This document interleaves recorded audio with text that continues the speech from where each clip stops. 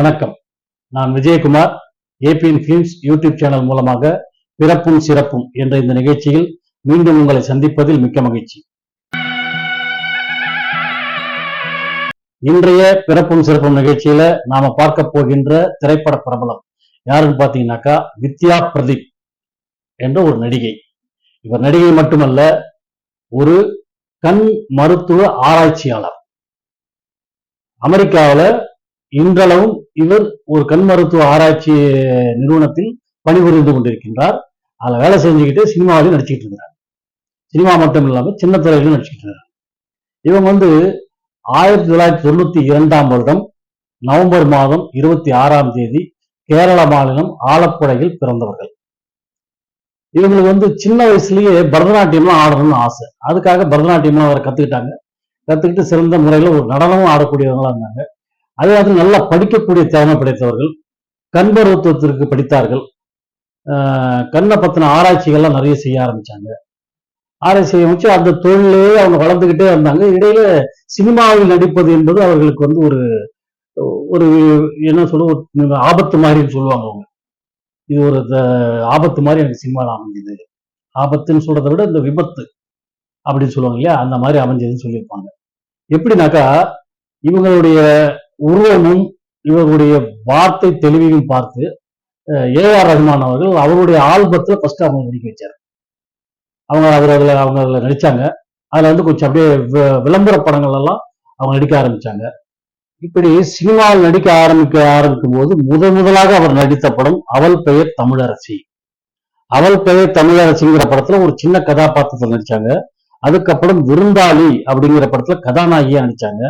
அதுக்கப்புறம் பாத்தீங்கன்னா சைவம் அப்படிங்கிற படத்துல நடிச்சாங்க. அதிபர், பசங்க 2. அப்புறம் கர்நாடகத்துல கன்னட படத்துல சிவராஜ்குமாருக்கு ஜோடியா பங்காரா, சன் ஆஃப் பங்காராடா அப்படிங்கிற ஒரு படத்துல நடிச்சு அந்த படம் பெரிய வெற்றி அடைச்சு கன்னடத்துல பிறகு ஃபேமஸ் ஆக ஆரம்பிச்சாங்க. அப்புறம் தமிழ்ல திரும்பவும் இரவுக்கு 1000 கண்கள், கலரி, மாரி 2 போன்ற படங்கள் நடிச்சாங்க. பொன்மகள் வந்தால், கசட தவிர போன்ற படங்கள் நடிச்சாங்க. வித்யா பிரதீப் அவர்கள் குறைஞ்சபட்சம் ஒரு 30 படங்களுக்கு மேல நடிச்சிட்டாங்க. அதே மாதிரி வலைத்தொடர், அதாவது நெட்ல நடிக்கிறாங்க இல்லையா, அதுலயும் நடிச்சிருக்கிறாங்க. நாயகி அப்படின்னு சொல்லக்கூடிய ஒரு சீரியல் சின்ன திரையில, அந்த சீரியல்ல நடிச்சு பயங்கர ஃபேமஸ் ஆனாங்க. இப்படி தன் நடிப்பாலும் அவங்களுடைய முக உருவத்தை பார்த்தாங்கன்னா ஒரு மெழுகு பொம்மை அப்படின்னு எல்லாரும் சொல்லுவாங்க. அந்த மெழுகு பொம்மையாக மட்டும் இல்லாமல் நடிப்பால் எல்லோரையும் கவர முடியும் என்று தனக்கென்று ஒரு தனி இடத்தை பதிவு செய்து கொண்டவர் தான் இந்த வித்யா பிரதீப் அவர்கள்.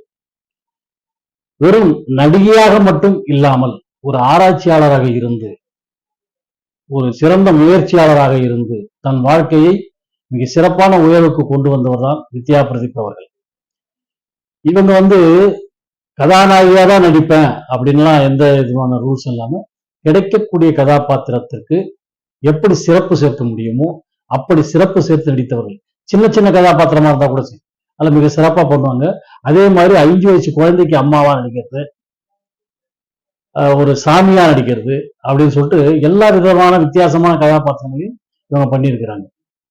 அப்படிப்பட்ட ஒரு சிறந்த கண் மருத்துவ ஆராய்ச்சியாளராகவும் திரைப்பட நடிகையாகவும் இருந்து அனைத்து ரசிகர்களின் மனதிலும் இடம் பிடித்த வித்யா பிரதீப் அவர்கள் பிறந்த இந்த நவம்பர் 26